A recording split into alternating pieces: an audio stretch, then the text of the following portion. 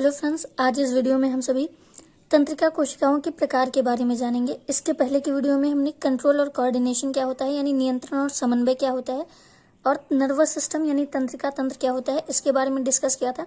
तो जो तंत्रिका तंत्र होता है यानी इंसान का जो नर्वस सिस्टम होता है उसका कार्य क्या है, वो शरीर की सभी क्रियाओं को नियंत्रित करता है और बाहर की किसी भी प्रकार की सूचना या संवेदना को हमारे मस्तिष्क तक पहुंचाने का काम करता है।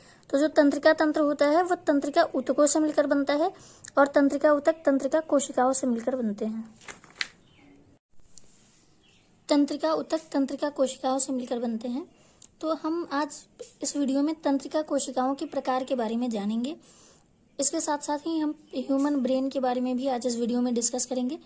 तो तंत्रिका कोशिका जो होती है, कार्यों के आधार पर तंत्रिका कोशिकाएं मुख्यतः 3 प्रकार की होती हैं, जिसमें सबसे पहला है संवेदी तंत्रिका कोशिका यानी सेंसरी न्यूरॉन्स। ये क्या होती हैं कि बाहर के वातावरण में होने वाली किसी भी प्रकार की चेंज को जो होती है उस संवेदना, बाहर हम अपने आसपास कोई भी चीज जो महसूस करते हैं उसकी सूचना को जो है केंद्रीय तंत्रिका तंत्र यानी मस्तिष्क तक पहुंचाने का काम करती हैं सेंसरी न्यूरॉन्स। जी हाँ, सेंसरी न्यूरॉन्स किसी भी संवेदना या सूचना को जो है वो ब्रेन तक पहुंचाने का काम करती हैं।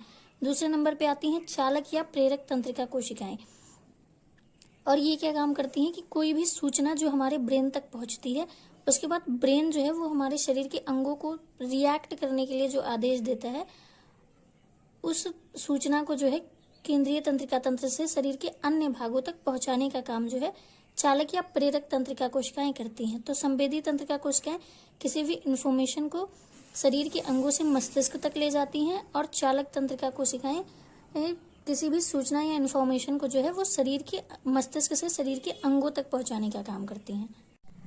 तीसरे नंबर पे आती हैं साहचर्य तंत्रिका कोशिकाएं, और ये क्या करती हैं, ये संवेदी और चालक कोशिकाओं के बीच जो है संबंध स्थापित करती हैं, यानी ये संवेदी और चालक कोशिकाओं को जोड़ने का काम करती हैं।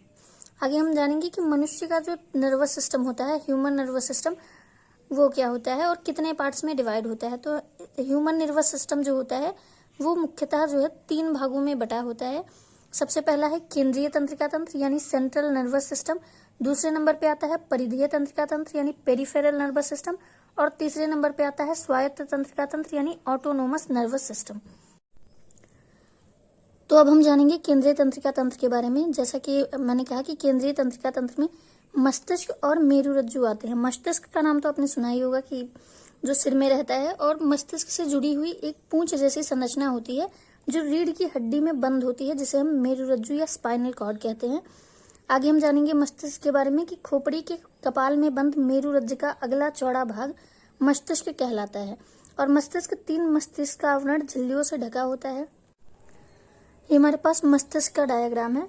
तो जो ब्रेन होता है वो सबसे पहले क्रेनियम नाम की एक हड्डी की संरचना में बंद होता है, और उसके बाद ये तीनों जो लाइनें आपको दिख रही हैं ये तीनों मस्तिष्क आवरण झिल्लियां हैं जो ब्रेन को प्रोटेक्ट करती हैं।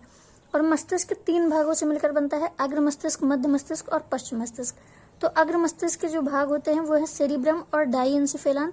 ये मस्तिष्क का सबसे बड़ा भाग है जिसे हम सेरिब्रम कहते हैं, और हाइपोथैलेमस, पीयूष ग्रंथियां, ये सभी क्या है, ये सभी डाइएन्सेफेलान के पार्ट्स होते हैं।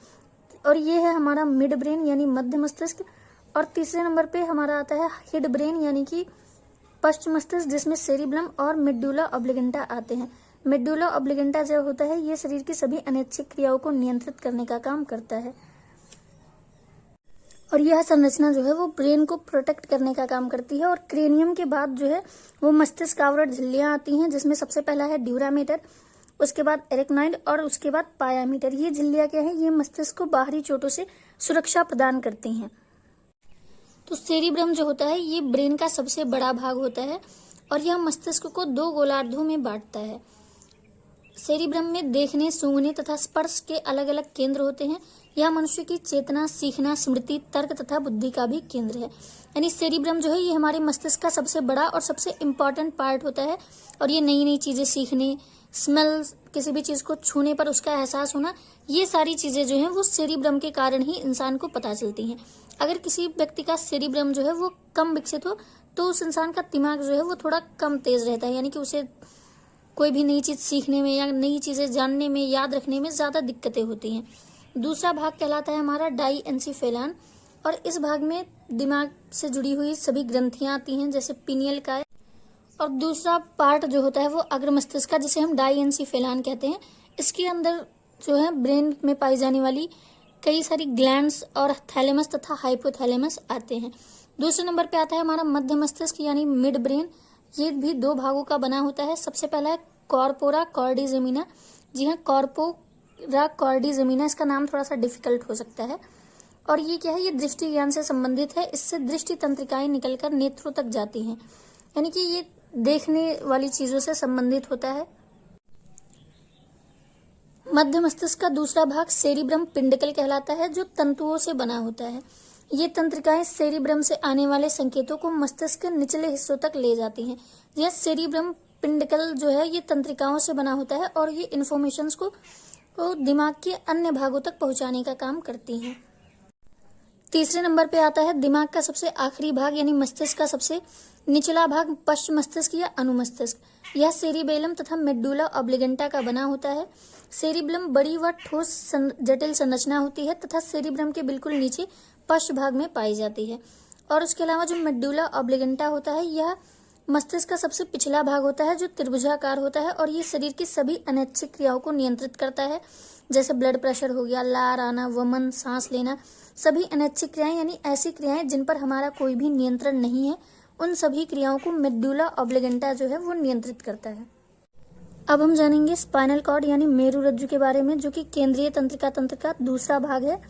यह केंद्रीय तंत्रिका तंत्र से निकलने वाला एक खोखला धागे जैसी संरचना है, जो मस्तिष्क के मेडुला ऑब्लिगेंटा भाग से शुरू होकर रीढ़ की हड्डी से बनी एक नाल में सुरक्षित रहती है।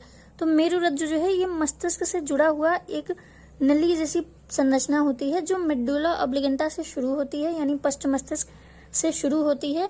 और ये नली जैसी जो संरचना है ये रीढ़ की हड्डी में सुरक्षित रहती है, यानी कि रीढ़ की हड्डी इसे प्रोटेक्ट करने का काम करती है। और बात करें स्पाइनल कॉर्ड यानी मेरुरज्जु के कार्यों की, तो यह प्रतिवर्ती क्रियाओं को नियंत्रित करता है तथा मस्तिष्क तक जाने तथा मस्तिष्क तक आने वाली सूचनाओं के लिए मार्ग प्रदान करने का काम करता है। नेक्स्ट वीडियो में हम पादप हार्मोन्स और अंतःस्रावी ग्रंथियों के बारे में डिस्कस करेंगे। Till then keep studying and keep learning.